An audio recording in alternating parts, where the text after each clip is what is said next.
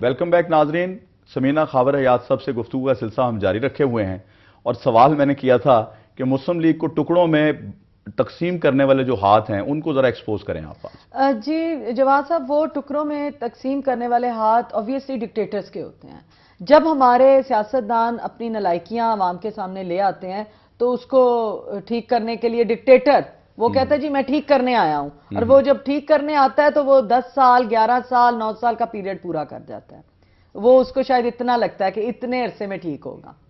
تو یہ انفارچونیٹلی یہاں پہ قطع کلامی معاف، آپ کے لیڈر جو پرویز الہی ہیں جی وہ باوردی ان کو 10-12 دفعہ منتخب کرنے کے لیے تیار جواد صاحب سیاسی بیان ہوتے ہیں. میں نے بھی بڑے سیاسی بیان دیے ہوئے، وہ بھی ہمارے تھے. وہ تب انہوں نے کہا جب سپریم کورٹ سے آرڈر آ چکا ہوا تھا. نہیں، عوام تو لیڈر کو لیڈر مانتی ہے نا جی. دیکھیے نا، تب وہ انہوں نے یہ لائن تب کہی تھی جب سپریم کورٹ نے اجازت دے دی ہوئی تھی کہ وہ باوردی دوبارہ الیکٹ ہو سکتے ہیں. آپ کو یاد ہوگا یہ سپریم کورٹ کے آرڈرز جب آئے تھے 10 مرتبہ کا لفظ استعمال کرتے تھے. جی سیاسی بیان تھا ان کا. وہ میں اس کو اتنا خاطر خواہ نہیں لاتی. وہ ایک دوسرے کو ہم بات لگاتے ہیں. اچھا، پھر سیاست پہ اب کیسے اعتماد کیا جا سکتا ہے؟ جی نہیں، یہ ایک آدھا بیان لیڈر کی طرف سے آ جاتا ہے اور وہ بیان ایسا تھا کہ اس بیان کو پکڑ لیا گیا. لیکن وہ ڈزنٹ میٹر، وہ لیڈر تو لیڈر ہی رہے گا. وہ اب جیسے آج کل آپ بیان بازی دیکھ رہے ہیں، نواز شریف صاحب لعنتیں بھیج رہے ہیں، ذوالفقار مرزا صاحب وہ فائر کھول کے جنگ کا اعلان کر چکے ہیں. چودھری صاحب نے بھی تو تکبر اور غرور کی بات کی ہے نا. انہوں نے کہا ہے کہ جی تکبر اور غرور انسان کو برباد کر دیتا ہے. آپ دیکھیے اتنے بڑے لفظ کہنے والا وہ تو لیڈر ہے. لیڈر کو تو اچھا سمینہ خاور حیات صاحب، آپ دیکھیں کہ یہاں تک اختلاف چلے گئے ہیں کہ ایک دوسرے کے خلاف اب زبان استعمال ہونا شروع ہو گئی ہے. تو کیا پھر بھی آپ کو کوئی امید ہے مسلم لیگوں کے اکٹھے ہونے کی؟ جی میری تو خواہش ہے کہ مسلم لیگیں ساری اکٹھی ہو جائیں. اللہ تعالی ہمارے ادھر کے لیڈرز کو بھی ہدایت دے اور ہمارے لیڈرز کو بھی ہدایت دیں کہ ہم لوگ اکٹھے ہو جائیں. اقتدار کے لیے یا عوام کے لیے؟ عوام کے لیے. عوام ہی تو پس رہی ہے جواد صاحب. دیکھیں عوام بیچاری کا کیا حال ہے. صوبہ اس وقت ہمارا اوور ڈرافٹنگ پہ چل رہا ہے. عوام کو شاید یہ پتہ نہیں ہے کہ عوام تو اتنی بھولی ہے، اتنی سیدھی ہے کہ ان سے ووٹ مانگتے وقت جو بے وقوف بنایا جاتا ہے، جو جھوٹے وعدے کیے گئے تھے، روٹی کپڑا مکان بے روزگاری غربت مہنگائی کا خاتمہ کریں گے ہمیں ووٹ دیں، ہم 99 کا دور واپس لے آئیں گے ہمیں ووٹ دیں. عوام نے ووٹ دیا. اب عوام کو کیا دیا انہوں نے؟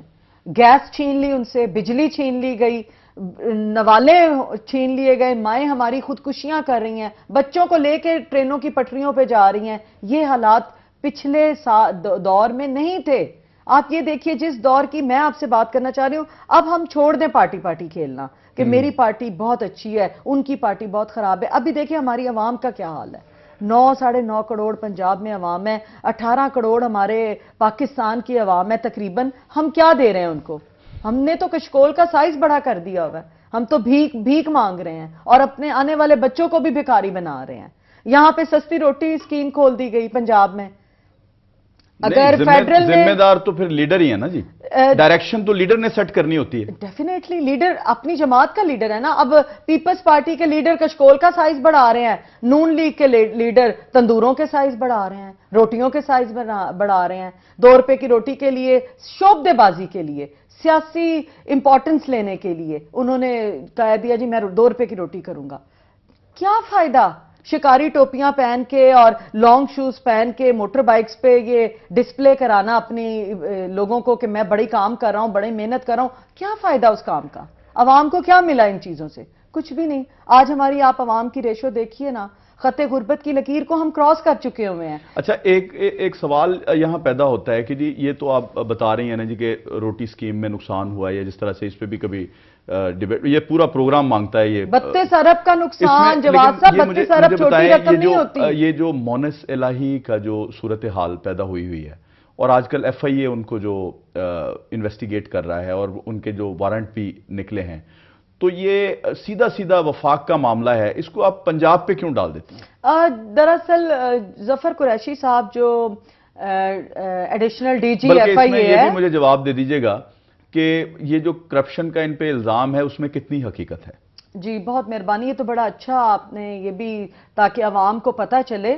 اس وقت جو کرنٹ سچویشن ہے، آج تک مونس الہی صاحب کا نہ تو ایف آئی آر نام ہے، نہ ان کا چالان کاٹا گیا ہے، نہ عدالت میں ان کا نام ہے اس چیز میں. ان کو صرف وکٹمائز کیا گیا. کیسے وکٹمائز کیا جا رہا ہے ان کو؟ جواد صاحب دیکھیے، جو ظفر قریشی صاحب کے بھائی ہیں مظہر قریشی صاحب، وہ آپ کو یاد ہوگا کہ پہلے ہماری ٹکٹ پر کنٹیسٹ انہوں نے کیا تھا ایم این اے کا الیکشن سرگودا سے. انفارچونیٹلی وہ ہار گئے تھے. اب وہ نون لیگ میں شامل ہو چکے ہیں. نون لیگ نے ان سے وعدہ کر لیا کہ آنے والے ٹائم میں ہم آپ کو ٹکٹ دیں گے. تو لہٰذا جو ان کے بھائی نے ان کو کہنا ہے، ظاہر ہے جاتی عمرہ سے ڈکٹیشن وہ لے رہے ہیں مظہر قریشی صاحب، اور وہی وہ ظفر قریشی صاحب کو کہہ رہے ہیں. ظفر قریشی صاحب اس وقت پپٹ شو کر رہے ہیں، اسی لیے ان کے اوپر ہم نے ہرجانے کا دعویٰ کیا ہے. 10-10 کروڑ کے 2 ہرجانے ان پر ہو چکے ہوئے ہیں، حتیٰ کہ عزت کا کیس ہم نے ان پر کر دیا ہے. اب عدالت کے سامنے آئیں گے، وہ جواب دہ ہوں گے. انہوں نے یہ صرف وکٹمائز کیا ہے مونس الہی کو. انہوں نے یہ جاتی عمرہ کا گرج جو ہے، یا ان کے بھائی جو ہارے ہوئے ہیں، شاید وہ بدلہ انہوں نے اس طریقے سے ہم سے لے لیا، مگر ہمیں فرق کچھ نہیں پڑا. یہ جو این جی او چودھری برادران کی تھی، نہیں پہلے آپ اس سوال کا جواب دے دیجیے نا. اس میں یہ بھی ایڈ کر دیتا ہوں. کون سی این جی او؟ یہ جس میں جو ان کا باہر سے کفالت جو ہے ان کی، جس پہ ان کے باہر سے زلزلہ زدگان کے لیے جو امداد آئی تھی، یہ الزام ایک اور بھی لگ رہا ہے نا جی. میں وہ ذرا آپ کو موقع دے رہا ہوں پورا، وہ بھی اس کی بھی دے دیجیے گا کہ جی یہ جو سارا پیسہ آیا تھا وہ چودھری مونس الہی کی جو کمپین تھی اس پہ خرچ کیا گیا. ایسا تو جی کوئی چیز ہے ہی نہیں. یہ آپ میڈیا سے بھی میری گزارش ہے کہ یہ اس طرح کی باتیں ہم عوام کے سامنے نہ لائیں. یہ تو کوئی کیس ہی نہیں ہے جی، نہ ایسی کوئی بات ہے. یہ ٹوٹل میں آپ کو جو بتا رہی ہوں جواد صاحب، اس مونس الہی کا قصور یہ ہے کہ وہ chief minister, x chief minister کا بیٹا ہے. اس کو پھنسانے کے لیے اس کے اوپر کبھی یہ بات لا رہے ہیں، لیکن جو کاغذی باتیں ہیں وہ کہیں بھی مونس الہی کا نام نہیں. بلکہ میں آپ کو یہ بتاتی چلوں، 27 تاریخ کو مونس الہی کا وکیل پیش ہوا ہے ایف آئی اے کے ڈپارٹمنٹ میں عدالت کے تھرو، اور اس نے کہا ہے کہ جی 27 تاریخ کو انہوں نے کہا کہ ہم مونس الہی ملک سے باہر ہے، آپ 1 ہفتے کا ٹائم دیجئے، ہم مونس الہی کو پیش کر دیتے ہیں. ہمیں اپنی عدالتوں پہ بھروسہ ہے، ہماری آزاد عدلیہ ہے، ہم مونس الہی کو لاتے ہیں. جو آپ نے انویسٹیگیشن کرنی ہے وہ کر لیں بطور گواہ. ان کا ایف آئی آر میں نام نہیں ہے، ان پہ کوئی پرچہ نہیں کٹا، وہ کوئی ملزم نہیں ہے، ان کو بطور گواہ بلا رہے تھے. 27 کو ہمارے وکیل نے یہ کہا ہے، 28 کو وہ جو ایڈیشنل ڈی جی ظفر قریشی صاحب ہیں انہوں نے فوراً کورٹ سے آرڈر دلوا دیے، ریڈ وارنٹ جاری کروا دیے. تو یہ وکٹمائز نہیں ہے. 9-0 والوں کا جو اتحاد ہے کاف لیگ کے ساتھ، یہ کیسا رہے گا؟ دیکھیے جی، پاکستان میں ہم تو ہر ایک کے ساتھ اتحاد رکھنا چاہتے ہیں. جب آپ کو یاد ہوگا گورنر راج لگا تھا تو شجاعت صاحب نے خود پہل کی تھی، میاں صاحب سے بات کی تھی اسحاق ڈار کے تھرو. انہوں نے کہا تھا کہ میں خود آپ سے ہاتھ بڑھانا چاہتا ہوں، بلکہ کھانے کا انویٹیشن دیا تھا میاں صاحب نے شجاعت صاحب کو، اور اس کے بعد وہ کینسل کر دیا تھا. تو مفاہمت کی پالیسی اور مفاہمت کی سیاست جو ہے وہ تو جی شجاعت صاحب اور پرویز الہی صاحب پہ ختم ہے.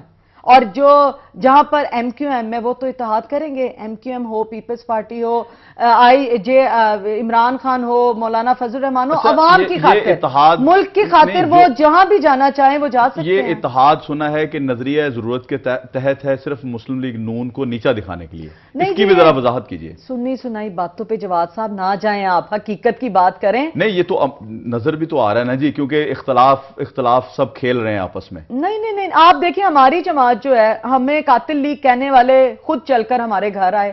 پرائم منسٹر آف پاکستان ہمارے گھر آ گئے، ہم نے ویلکم کیا. اچھا یہی سیاست ہے؟ ہم تو مفاہمت کی سیاست پھر یہی ہے. سیاست ہے جی، سب نے مل کر چلنے کا نام مفاہمت کا نام، عوام کی خاطر سب کو. مفادات کا نام ہے؟ نہیں، مفادات کا نام نہیں ہے جی. مفاہمت میں، ریکنسیلیشن میں اور اپنے مفاد میں بہت فرق ہوتا ہے. اب دیکھیے نا، 9-0 والوں نے سٹیٹمنٹ دی، غالباً بابر غوری صاحب نے، کہ اس کا یہ قصور ہے یا کوئی کہ جی یہ مونس الہی کا بیٹا ہے، سوری پرویز الہی کا بیٹا ہے. جی صاحب، جس کو آپ دیکھیں وہاں سے انہوں نے بھی سٹیٹمنٹ دی ہے. پیپلز پارٹی والوں نے بھی یہی کہا ہے کہ یہ زیادتی ہو رہی ہے. فضل الرحمان صاحب نے بھی کہا ہے، ٹیلی فون کیا ہے ہمیں کہ بھئی یہ تو بڑی زیادتی کی بات ہے کہ انہوں نے 27 کو وکیل پیش ہوا اور 28 کو انہوں نے ریڈ وارنٹ جاری کروا دیے. کیوں؟ یہ تو بچے کے سامنے بھی آپ رکھ دیں. آپ تو بڑے سمجھدار اینکر ہیں، بچے کو بھی میں بتاؤں تو وہ بھی ہنسے گا کہ یہ تو وکٹمائز کیا جا رہا ہے. اچھا، آپ تھوڑا سا دوسری طرف بھی آ جائیں، تھوڑا سا موضوع تبدیل کریں کہ آپ نے اسمبلی میں بل پیش کیا مردوں کے حوالے سے، 4 شادیوں کے حوالے سے، جس سے آپ کافی پاپولر بھی ہوئیں، لوگوں کے سامنے آئیں. اس میں آپ کو اختلاف کا سامنا ہوا وہ مردوں سے زیادہ ہوا یا خواتین کی طرف سے؟ جی جواد صاحب، سب سے پہلے تو میں یہ آپ کو کلیئر کر دوں، اپنی عوام کو بھی کلیئر کر دوں آپ کے پروگرام کے توسط سے، کہ وہ کوئی بل نہیں ہے، کوئی ریزولوشن نہیں ہے، کوئی ایڈجرنمنٹ موشن نہیں ہے، اور نہ اس کو پاس کیا گیا ہے۔ وہ ایک عام بحث تھی، اس پہ کوئی بل نہیں ہے، ایک عام بحث تھی کہ 17% عورتیں ہماری پنجاب کی، وہ ایک ریشو نکالی ہے پنجاب گورنمنٹ نے، اس پر ایڈجرنمنٹ موشن بنی تھی کہ 17% عورتیں جو ہیں وہ بے روزگار ہیں، وہ اوور ایج ہیں، وہ غربت کے ہاتھوں شادی نہیں کر سک رہی ہیں، جہیز کی لعنت نہیں پوری کر سک رہی ہیں، وہ بیچاری فرسٹریٹڈ ہو چکی ہیں۔ انہی میں سے عورتیں ہیں جو سڑکوں پہ کھڑی ہونے لگ گئی ہیں، جو ہمارے معاشرے میں ایک دھبا جس کو کہا جا رہا ہے، اور یہ نہیں دیکھا جا رہا کہ اس کے پیچھے وجہ کیا ہے۔ وہ 17% عورتوں کی بحث تھی۔ اس بحث میں نے کہا تھا کہ ان کے لیے نوکریوں کے کوٹے دیے جائیں، ان کو جو مسٹرز بنا کے رکھا جاتا ہے، مردوں کو چاہیے کہ ان کو نکاح میں لے لیا جائے، ان سے شادیاں کریں تاکہ ان کی فرسٹریشن دور ہوں۔ جس پر سے ایک خاتون تھی، انہوں نے شرارت کر دی کہ آپ اپنے میاں کو کہیں گی ان سے شادیاں کر لیں، ان عورتوں سے۔ میں نے کہا جی میرا مرد حافظ قرآن ہے، میرے ہسبینڈ۔ ایک بریک لے لیں میرا خیال۔ جی ضرور۔ سمینہ خاور ایاز صاحب سے گفتگو جاری رکھیں گے، لیتے ہیں ایک بریک، ملتے ہیں بریک کے بعد۔